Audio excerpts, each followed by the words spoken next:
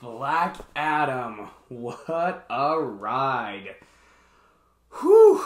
There is a lot to say about Black Adam, I'll tell you that for sure. Well, first of all, most people will say, yeah, it's just a movie starring Dwayne Johnson and it's an action film. Nothing much to say about it, to be honest with you. Actually, yeah, there is a ton of things to say about Black Adam. First of all, it's by DC Comics, not Marvel, DC Comics. DC has Superman, Batman, Wonder Woman, Aquaman, Green Lantern, and Teen Titans. Marvel has Spider-Man, Ant-Man, Iron Man, a lot of mans. Well, you know, the Marvel Cinematic Universe, that's Marvel. DC, well, the DC Extended Universe has been around for pretty much the last decade. They really struggled. DC has struggled over the years. Man of Steel was a decent start, even though it had a controversial ending. Whereas Wonder Woman, the first Wonder Woman, oh yes!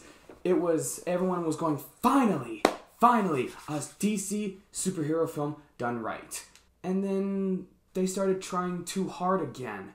I mean, sure, Shazam was fun, but Shazam was a little bit more kid-friendly, was more directed to, well, for Shazam, that was more like Big, the Tom Hanks movie Big, and the Jennifer Garner film 13 Going on 30. And you know, speaking of Marvel, Mark Ruffalo's in 13 Going on 30. Anyway, so Black Adam, where do I start with Black Adam?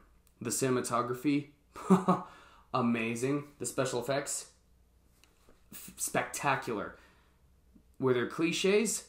Yeah, noticeable ones. If you've really studied movies, then you'll notice that the villains in most movies have one thing in common. Monologuing. And I'm telling you this, our main villain does quite a bit of monologuing. If you watch James Bond movies, if you've watched, well, spy movies, if you watch other superhero movies, heck, even in The Incredibles.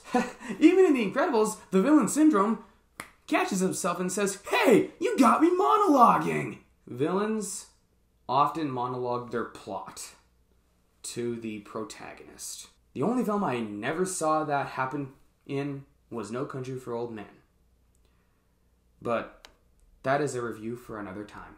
If you're going to watch Black Adam, you absolutely have to watch every DC movie from beginning to now.